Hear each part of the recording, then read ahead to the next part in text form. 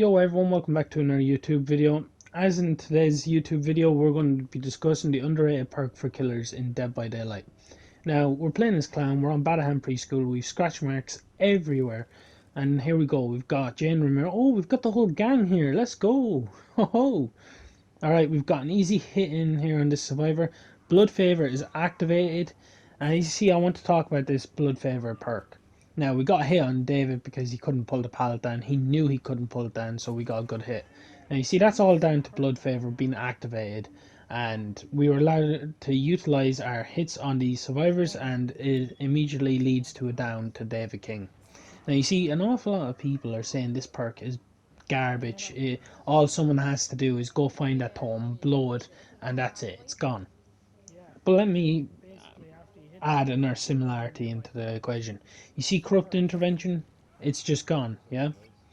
Once that's gone, it's gone completely. Do you know what I mean? So, if you're going to be running corrupt intervention, why not run Hex Blood Favour then? It'll probably make your matches easier as well.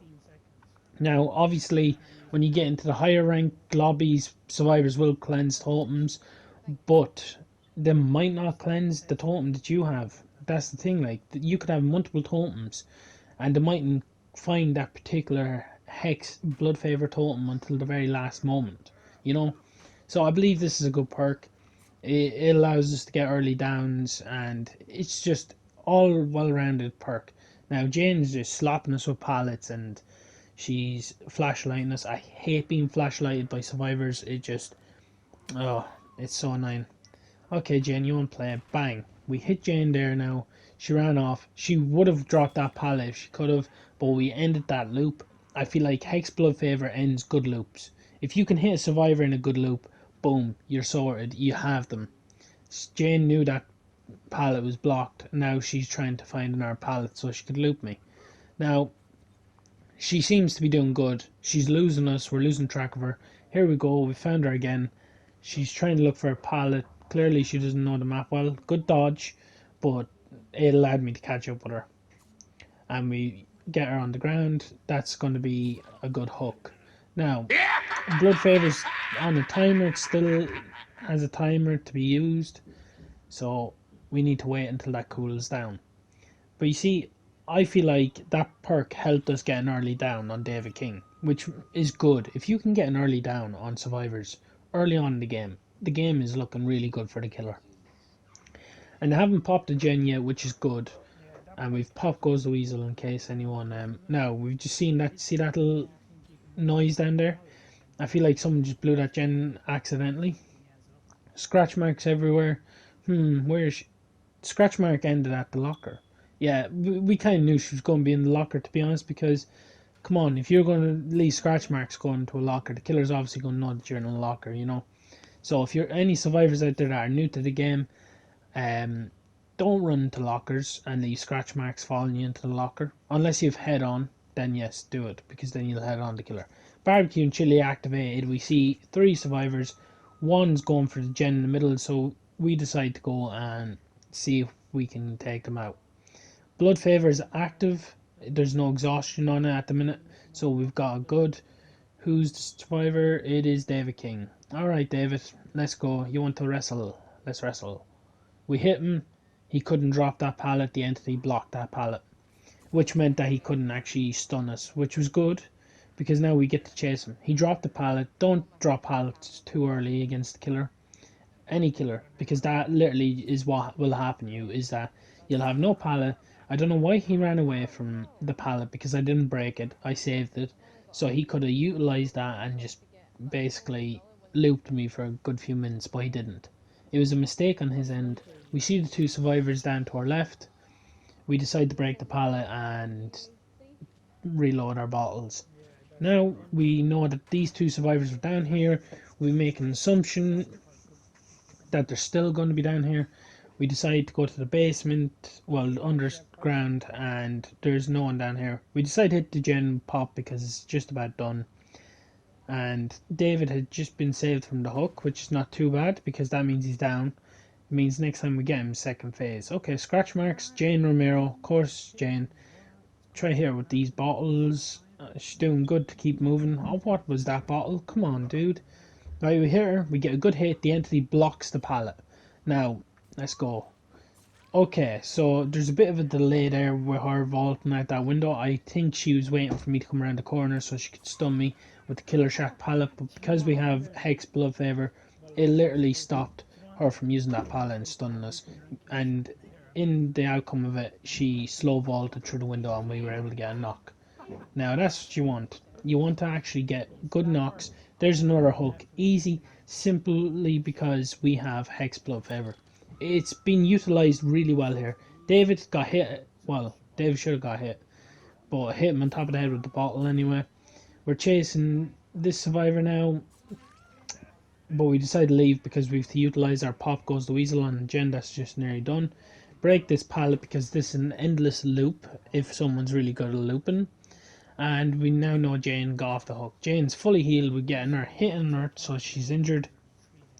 We've got 3 out of 4 survivors injured. This is looking like a really solid game, and it looks like we are going to be on the verge of a win. Now, Scratch Mark's lead, Jane's there. We decided to get Jane again because she's the flashlight person. You need to take out the most annoying survivors that keep getting in your face. Point blank. No survivor rule handbook. You're the killer. You decide what way you play the game. Because if this was real life, a killer wouldn't be asking you, "Do you want me to start chasing you in like 10 minutes time?"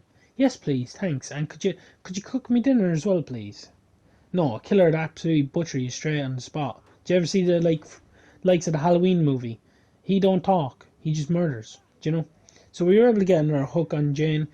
It was a bad part on Jane's end. It was bad because she literally ran towards us and left scratch marks everywhere, and she didn't have DS. DS would have countered that, but because we knew she didn't have DS, we said, why don't we just get her on her second phase now, just in case. They've popped a gen, they're getting there. This one keeps getting in our way. I don't know what she was doing there. She tried to loop or dodge or something and didn't work out. She panicked. The best thing as a survivor that you can do is not panic. Now, as you can see, we have a Jane Romero on the hook struggling. We've got Nia down and things are looking well. We're reloading the bottle. We're going in to look for Nia now because she's crawled off somewhere. And here we go, we've got Nia. They can go get the hook save now if they want, because literally all we were doing was looking for survivors because I thought I heard another survivor around. Jane Romero saved off the hook. Someone blew Jen. Okay, no, they've done it, Jen. Nice, nice, nice. I feel like this is David King. I don't know why, but David seems to be a roguey player. Okay, so we don't see him here. Okay, he's ran out the back. Scratch marks galore. Okay, there's David. Blendy 2.0. Wow, what a hit. Right. Come on, David, show us some sick plays. Okay, we hit David. David knows he's injured. Why is he going for the hook save? And he hook trades with Nia. Guys, I highly recommend do not hook trade with someone, because then you're giving up a hook. And there he is. Death hook. Literally. So what was the point of him trading hooks with her when he's literally dead hook? Most people complain that, oh, the killer got me, or the killer camped me, or tunneled me. On this end, David King literally put himself in for it. He shouldn't have hook traded at all. I don't agree with that. Now, Jane Romero here, it's a different one altogether. It's a one with toolbox. Okay, we got her. That hit looked a bit iffy. I can agree with that on people. But we got her. We've got the flashlight, Jane Romero. You see, I believe as a killer you have to take out the ones that are the most annoying survivors at all times, because they're the ones that will distract you the easiest. We got the last hook on Jane Romero with the toolbox. I'm going to label them with the toolbox.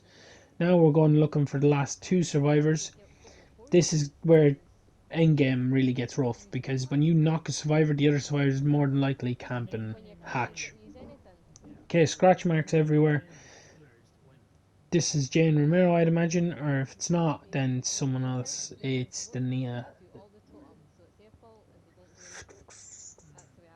Jen was started. Okay, hit that. They seem to just disappear. Okay. Ah, there we go. Jane Romero. Okay, this is a good hit. Jane's probably thinking in her own mind, I need to get away from here. There's no pallets he's going to kill us. She's really good at losing, like, we lose sight of her very easily because she's good at just turning. Now, she's flashlighting because she knows this is it. Okay. What else is she going to do here? Pallet. She'll drop the pallet, yes, she will.